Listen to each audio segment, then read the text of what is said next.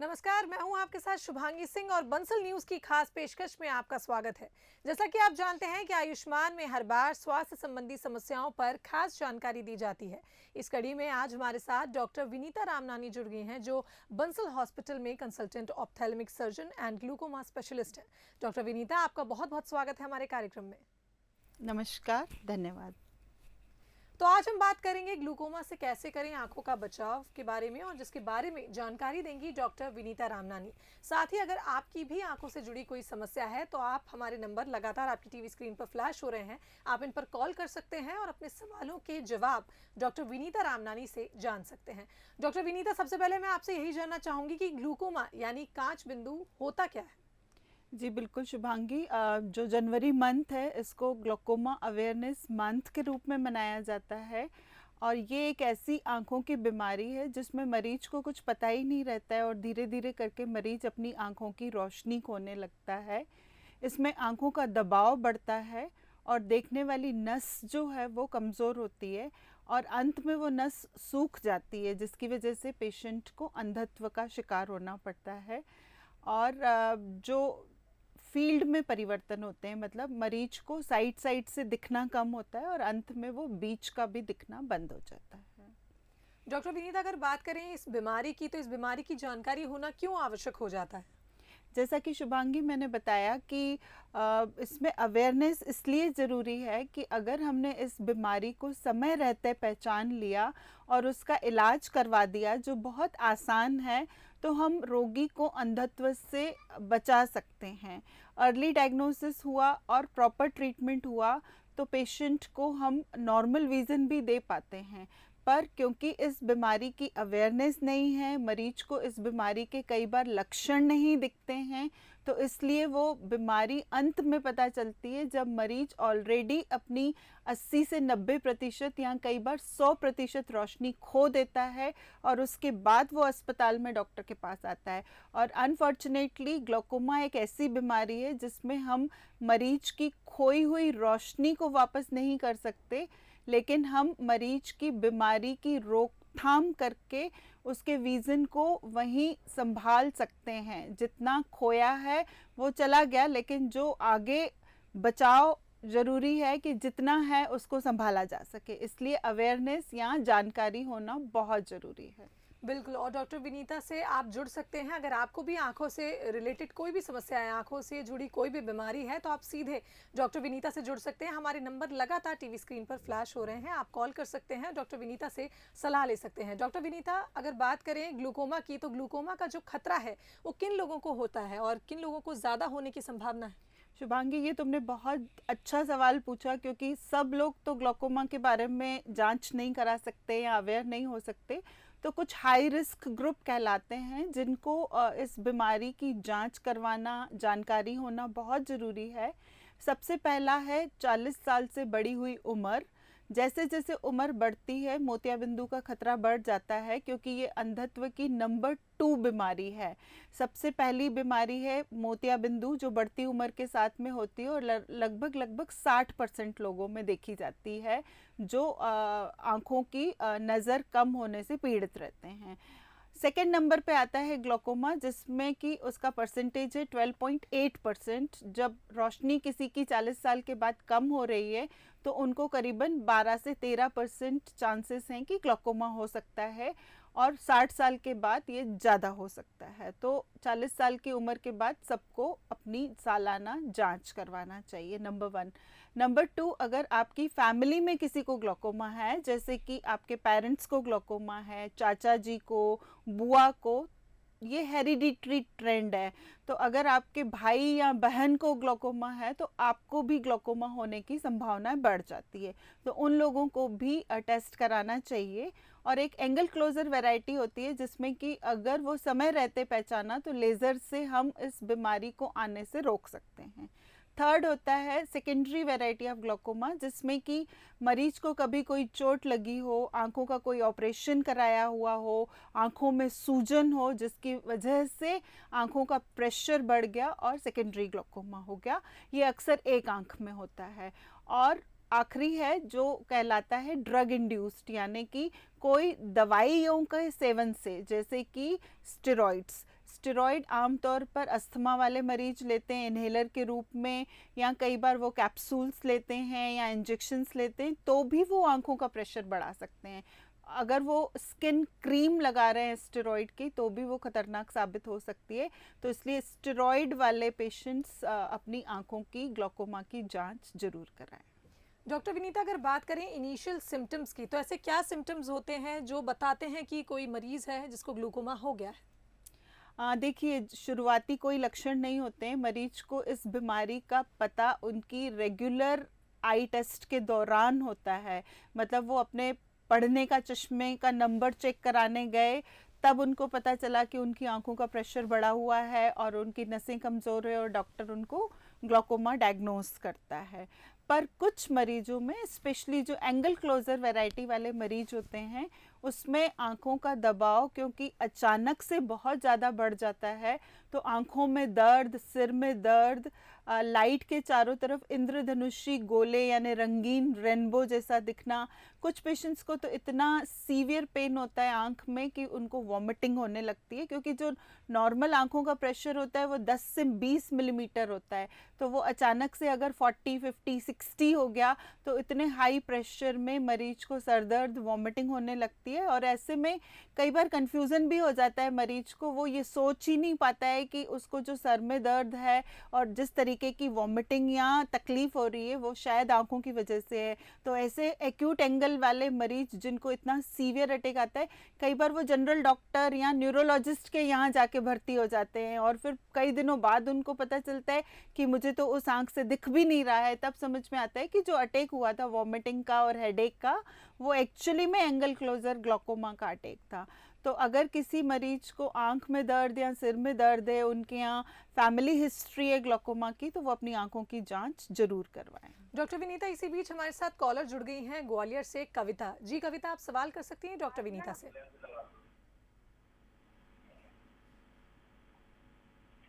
कविता, आप सवाल कर सकती हैं डॉक्टर विनीता से।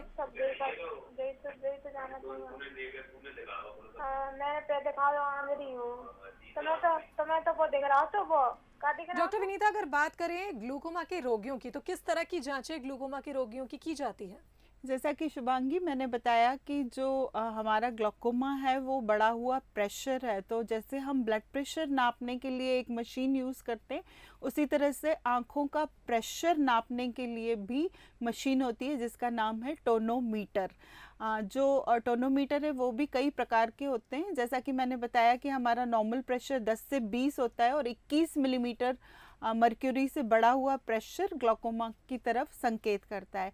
अब कई बार ये जो टोनोमीटर है, अगर आपका प्रॉपरली कैलिब्रेटेड नहीं है या आपके असिस्टेंट ने उसको प्रॉपरली यूज़ नहीं किया, या जब हम आंखों का प्रेशर देख रहे थे मरीज ने अचानक से आंखें तेज बंद कर ली, तो वो गलत रीडिंग भी आ सकती है। इसलिए एक रीडिंग बढ़े हुए प्रेशर की ग्लूकोमा नहीं कहलाती है। अब एक टोनोमीटर होता है जिसे हम कहते हैं नॉन कॉन्टैक्ट टोनोमीटर, जिसमें कि वो आँख को टच नहीं करता है। होता बहुत सहूलियत से है, बच्चे का भी उसमें प्रेशर चेक कर सकते हैं, लेकिन उसमें एक हवा का बुलबुला आता है और कई बार जो रीडिंग है वो ज़्यादा आ जाती है क्योंकि आप आंख हिला देते हैं या ब्लिंक कर देते हैं। तो मैं ये कहना चाहूँगी कि एक रीडिंग बढ़ी हुई प्रेशर की ग्लूकोमा न मानी जाए। अगर उसके साथ में देखने वाली नसें कमज़ोर हो रही है और उसमें फील्ड में परिवर्तन आ रहे हैं, तभी हम उन तीनों को मिला के ग्लूकोमा कहते हैं। सिर्फ बढ़ा हुआ प्रेशर वो गलत रीडिंग भी हो सकती है, जिसको दूसरे दिन या दूसरे टोनोमीटर से रीचेक कर सकते हैं। और जो फील्ड टेस्ट है या फिर जो ऑप्टिक नर्व की जांच है वो करने के बाद ही निर्णय लिया जा सकता है, क्योंकि ग्लूकोमा एक लाइफ टाइम डिजीज़ है। मैंने देखा है कई बार एक एनसीटी की रीडिंग, मतलब नॉन कॉन्टैक्ट टोनोमीटर की रीडिंग एक ज़्यादा आ गई और ग्लूकोमा की दवाइयाँ शुरू हो गई, वो गलत है। इसलिए आप एक प्रॉपर टेस्ट कराएं, जैसे टोनोमीट्री है, फंडस एग्जामिनेशन है, पेरीमीट्री टेस्ट है, उसके बाद ही निर्णय लें कि ग्लूकोमा है कि नहीं है। अगर है तो ये लाइफ लॉन्ग डिजीज़ है। जैसे मरीज बीपी की गोली खाता है, वैसे ही उसको आंखों का प्रेशर कम करने के लिए भी आई ड्रॉप्स डालने रहते हैं। सकते हैं। बिल्कुल, तो जैसे डॉक्टर विनीता ने कहा कि आपको टेस्ट कराना ज़रूरी है, उसके बाद ही पता चलता है कि ग्लूकोमा है या नहीं, और क्योंकि ये एक लाइफ टाइम बीमारी है, इसकी दवा लगातार चलेगी, लाइफ टाइम चलेगी, इसलिए पहले इसका टेस्ट होना बहुत ज़रूरी है। आँखों का प्रेशर पहले देखा जाएगा, उसके बाद ही ये क्लियर होगा कि आपको ग्लूकोमा है या नहीं। डॉक्टर विनीता, अगर बात करें ग्लूकोमा की जो बीमारी है, क्या ये अलग-अलग तरह की होती है? इसमें भी टाइप्स होते हैं? जी बिल्कुल, एक वैरायटी होती है जिसे हम बोलते हैं कॉन्जेनाइटल ग्लोकोमा, मतलब जन्म से या बाय बर्थ या छोटे बच्चों का कांच बिंदु। तो ये हालांकि बहुत कम इंसिडेंस होता है, लेकिन इसको बोलते हैं ऑक्स आई, मतलब आप इसमें बच्चे की आंख इतनी बड़ी हो जाती है कि वो जैसे एक ऑक्स यानी बेल की आंख जैसी दिखती है। तो अगर कॉन्जेनाइटल ग्लोकोमा है जो बहुत कम पाया जाता है, लेकिन उसमें पेरेंट्स को अवेयर होना पड़ता है कि अगर एक आंख लगातार बड़ी दिख रही है, काला घेरा जो होता है हमारी आंखों का, तो वो कॉन्जेनाइटल ग्लोकोमा की तरफ संकेत कर सकता है। जो दूसरी वैरायटी मैंने बताई कि ओपन एंगल ग्लोकोमा होता है, जिसमें पानी ले जाने वाला रास्ता तो खुला रहता है, लेकिन आपकी आंखों का प्रेशर बढ़ता रहता है क्योंकि उसके रास्ते में कहीं ना कहीं डैमेज है। और एक होता है एंगल क्लोजर वैरायटी, जिसमें कि पानी का रास्ता ही सकरा यानी नैरो है, और इस एंगल क्लोजर वैरायटी में लेज़र किया जाता है जिससे कि वो रास्ता खोला जाता है। और एक होता है सेकेंडरी वैरायटी ऑफ ग्लोकोमा, जैसा कि मैंने पहले भी बताया कि वो किसी वजह से हुआ, चोट लगी या स्टेरॉइड्स लिए या कोई ऑपरेशन हुआ, तो उसके बाद जो हुआ वो सेकेंडरी ग्लोकोमा कहलाता है। जैसे डायबिटिक पेशेंट्स हैं, उसमें एक किस्म का ग्लोकोमा होता है जिसे हम नियोवास्कुलर ग्लोकोमा कहते हैं। तो कुछ हाई रिस्क ग्रुप्स हैं जिनको ज़्यादा ग्लोकोमा होता है, उसमें डायबिटीज़ भी एक है, या जिन लोगों ने रेटिना की सर्जरी कराई हुई है। तो ये अलग अलग किस्म के ग्लोकोमास इसलिए इम्पॉर्टेंट हैं क्योंकि सबका ट्रीटमेंट अलग अलग तरीके से होता है। बिल्कुल डॉक्टर विनीता, इसी बीच हमारे अगले कॉलर नागदा से जुड़ गए हैं, उपेंद्र जी। उपेंद्र, आप सवाल कर सकते हैं डॉक्टर विनीता से। डॉक्टर साहब, मेरे को है ना 2 महीने से ये राइट साइड में ना धुंधला धुंधलापन नजर आ रहा है। आपकी उम्र कितनी है सर? मेरी है 65 है। सर 65 इयर्स की उम्र में कम दिखने का मुख्य कारण मोतियाबिंदु होता है। प्लीज़ आप अपनी आई टेस्ट कराएं कि कहीं आपको मोतियाबिंदु तो नहीं डेवलप हो रहा है। जब आप आई डॉक्टर के पास जाएंगे तो वो आपकी नज़र और चश्मे का नंबर चेक करेंगे, फिर आंख में दवाई डाल के वो आपकी रेटिना टेस्ट भी करेंगे, और मोतियाबिंदु है कि कोई और बीमारी है वो निश्चित करके ही पता चल पाएगा। बिल्कुल डॉक्टर विनीता, अगर बात करें किस तरह से इस ग्लूकोमा जो है इसको रोका जा सकता है, क्योंकि ऐसा क्या करना चाहिए जिससे कि इस बीमारी के मरीजों को नुकसान ना पहुंचे? बिल्कुल शुभांगी, ये बहुत अच्छी बात है क्योंकि जैसे हमने शुरू में ही बताया कि इस बीमारी की रोकथाम की जा सकती है। तो रोकथाम करने के लिए जो पहला कदम है, जैसे कि जनवरी मंथ जो है वो ग्लोकोमा अवेयरनेस मंथ के रूप में मनाया जाता है, जिसमें कि हम इस बीमारी के बारे में जानकारी देते हैं। लोगों को ये जानकारी है कि मोतियाबिंदु है, उसमें नज़र कम हो रही है और वो ऑपरेशन से वापस लौट आएगी, तो वो कई बार अपने इलाज को डिले करते हैं, लेकिन ग्लोकोमा के मरीजों को ऐसा करना खतरनाक साबित हो सकता है। तो इसलिए ग्लोकोमा और कैटरेक्ट दोनों में डिफरेंशिएशन जरूरी है, क्योंकि दोनों बढ़ती उम्र के साथ कम दिखने वाली बीमारियां हैं। दूसरा जो अवेयरनेस के साथ साथ इम्पॉर्टेंट है कि आप रूटीन एग्जामिनेशन जरूर कराएं। ऐसा माना जाता है कि 40 साल के बाद हम सबको अपनी सालाना जांच कराना चाहिए। अगर हम 1 साल में एक बार नहीं करा पाते हैं तो कम से कम 2 साल में एक बार अपनी रूटीन आई टेस्ट कराएं। लेकिन उसका ये मतलब नहीं है कि आप किसी चश्मे की दुकान पे जाएं और अपना बस चश्मे का नंबर चेक करा के आ जाएं। आपको पूरी आई टेस्ट एक अच्छे आंखों के डॉक्टर से करानी है, जो आपकी आंखों का प्रेशर भी देखे और आपकी रेटिना टेस्ट भी करे। और थर्ड, आप इग्नोर ना करें कई बार, क्योंकि इसमें कोई दर्द, कोई लक्षण नहीं होता है, तो मरीज को लगता है कि मुझे तो कोई बीमारी ही नहीं है, तो फिर मैं क्यों इलाज कराऊं। पर अगर समय रहते उन्होंने इलाज नहीं कराया, जब बाद में आएंगे तो तब बड़ी परेशानी हो जाएगी। तो इसलिए आप अपने डॉक्टर का कहना माने। और चौथी चीज़ ये है कि जैसा मैंने बोला कि एक सिंगल रीडिंग बढ़ी हुई ग्लोकोमा नहीं होती है, तो प्लीज़ आप कंफर्म करें कि आपको ग्लोकोमा है कि नहीं है, और अगर है तो आप अपने डॉक्टर की सलाह से आई ड्रॉप्स या ऑपरेशन या लेज़र जो भी सलाह दे रहे हैं आप उसको ज़रूर मानें। बिल्कुल, तो जैसे डॉक्टर विनीता ने सलाह दी है कि हमें 40 साल की उम्र के बाद एक रूटीन चेकअप तो कराना चाहिए, आई टेस्ट कराना चाहिए, वो भी किसी डॉक्टर से कराना चाहिए, ना कि चश्मे की दुकान पे जाकर। डॉक्टर विनीता, इसी बीच हमारी अगली कॉलर जुड़ गई हैं, आकांक्षा रायपुर से। जी आकांक्षा, आप सवाल कर सकती हैं डॉक्टर विनीता से। मैम आप दोनों को नमस्ते। मैम जी नमस्ते। हमें ये पूछना है कि हमारी सिस्टर की एज 37 ईयर्स है अभी। मैम उनको राइट वाली आई में जो स्फेरिकल नंबर मिला है दूर का, मैम वो -4 है और पास का स्फेरिकल नंबर -3.25 है। और मैम लेफ्ट आई में दूर का -2.25 है और पास का -8 है। तो मैम इस नंबर को प्लीज आप, जो नियर विजन वाला नंबर है मैम पास का, उसको आप प्लीज प्लस में कन्वर्ट करके बता सकते हैं क्या ये कितना होगा? क्योंकि मैम ये नंबर बार बार चेंज होता है तो समझ नहीं आता मैम प्लस के हिसाब से कितना है। देखिए, जो हमारा दूर का नंबर है वो हमारी आंखों की बनावट की वजह से है और वो 37 इयर्स पे नहीं बदलेगा।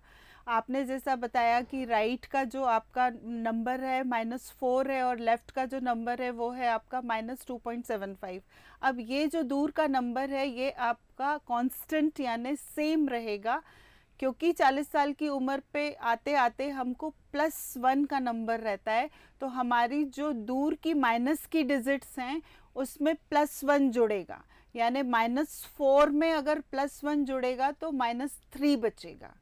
तो मेरा कहने का औचित्य ये है कि आपको जो भी दूर का नंबर है वो प्लेस टू प्लेस वेरिएशन होगा, 0.5 कम या ज़्यादा बता सकता है अगर आप डॉक्टर बदल रहे हैं या जगह बदल रहे हैं। +1 40 साल की उम्र पे आता है, +2 50 साल की उम्र में आता है। ये हमारे एज के अकॉर्डिंगली पढ़ने का नंबर आता है, लेकिन हमारे पास अगर ऑलरेडी माइनस नंबर है तो वो माइनस और प्लस कई बार 0 हो जाते हैं और कई बार अगर -4 है तो बचा हुआ +2 मिलके -2 रीडिंग नंबर आ जाता है। बिल्कुल, तो डॉक्टर विनीता ने जो सलाह दी है आकांक्षा, आप उसका पालन करें। और वीरेंद्र हमारे साथ जुड़ गए हैं धार से, हमारे अगले कॉलर। जी वीरेंद्र, आप सवाल कर सकते हैं। हाँ मैम, ये मेरे को क्या है कि पास में कि थोड़ा सा दिखता कम है, मतलब मैंने कि 3 फीट की दूरी तक में मुझे कम दिखता है। एज क्या है सर आपकी? हाँ मेरी 49।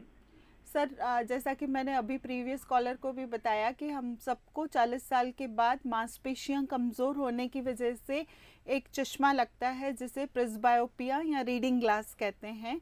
और ऑन एन एवरेज ये अगर आपको कोई दूर का नंबर नहीं है तो +1 आपको पढ़ने का चश्मा 40 साल पे, 45 पे आपको +1.5 और 50 पे +2, यानी कि हर 5 साल में आधा नंबर बढ़ेगा। तो आपको 49 इयर्स पे सर रीडिंग नंबर लगाना कंपलसरी रहेगा। डॉक्टर विनीता, ऐसा माना जाता है, अक्सर कहा जाता है कि ग्लूकोमा की सर्जरी नहीं हो सकती या ऑपरेशन नहीं हो सकता, ये एक मिथ है या ये एक रियलिटी है? बिल्कुल शुभांगी, आँखों से जुड़ी हुई बहुत सारी भ्रांतियां हैं और उसमें एक ये बहुत बड़ी भ्रांति है कि कांच बिंदु का इलाज अभी क्यों कराना, ग्लूकोमा का इलाज ऑपरेशन से नहीं होता है। तो मैं ये दोनों चीज़ों को खारिज करती हूँ और ये बताती हूँ कि ये मिथ है। इसका फैक्ट यही है कि समय रहते आपके ग्लूकोमा का इलाज होना बहुत ज़रूरी है, और अगर दवाइयों से और लेज़र से आपका आँखों का प्रेशर कंट्रोल नहीं है या आपका ग्लूकोमा बढ़ता चला जा रहा है तो फिर उसको ऑपरेशन से ही ठीक किया जा सकता है। और जैसा कि मैं बार बार बोल रही हूँ कि ये ओल्ड एज की बीमारी है जिसमें मोतिया बिंदु भी और कांचिया बिंदु भी एक ही एज में होते हैं, तो कई बार एक पेशेंट में दोनों बीमारियां एग्जिस्ट करती है। थोड़ा सा विजन उनका कैटरेक्ट से भी कम होता है और थोड़ा सा ग्लूकोमा से भी। तो मेरा जैसे मानना है कि 2 ऑपरेशन अलग अलग करने से अच्छा है कि कंबाइन मोतिया बिंदु और कांचिया बिंदु का ऑपरेशन किया जा सके। तो ये बिल्कुल भ्रांति है। अगर आपका डॉक्टर आपको ग्लूकोमा की सर्जरी एडवाइस कर रहा है तो बिल्कुल करवाना चाहिए। बिल्कुल, तो डॉक्टर विनीता हमारी अगली कॉलर शुजालपुर से जुड़ गई हैं। जी, आप सवाल कर सकती हैं डॉक्टर विनीता से। Hello, good afternoon ma'am, Neha बात कर रही थी। जी गुड आफ्टरनून। मैम मेरे ब्रदर हैं विकास श्रीवास्तव, और अभी हमने उनको भोपाल में डॉक्टर लाले मैम, जो डॉक्टर लाले तारे हैं मनीषा मार्केट पे जो देखते हैं, उनको दिखाया था। मतलब वो हमारी फैमिली मतलब डॉक्टर ही हैं। मेरा भी उनसे आई टेस्ट चलता है। बट भैया को अभी क्या, भैया को चश्मा वगैरह कुछ भी नहीं था, बट उनको आंखों में रेड सा है लेफ्ट आई में, एक रेड का मतलब आंखों में ब्लड का क्लॉट जैसा है। तो अभी आपका मैं सीरियल देख रही थी, मतलब ये आपका एपिसोड देखा मैंने, इसमें ग्लूकोमा के बारे में बताया। तो ऐसा कोई ग्लूकोमा वगैरह तो नहीं है ना उनको, मतलब उनको रेड कोई symptom स्पॉट नहीं होना ग्लोकोमा नहीं होता है। ग्लोकोमा का जैसे मैंने बताया कि कोई लक्षण नहीं होते हैं। रेड स्पॉट आने के कई सारे कारण होते हैं कि आपको आंखों में एलर्जी हो रही है, कभी हल्की सी आपने आंख दबा दी है या चोट लगी है कोई, या बहुत ज़ोर से छींक दिया तो रेड स्पॉट आ जाता है। और अगर आपने डॉक्टर को दिखाया है तो डॉक्टर ज़रूर सुनिश्चित करता है कि आपको एक्चुअली आंखों में बीमारी क्या है और उसके हिसाब से ट्रीटमेंट देता है।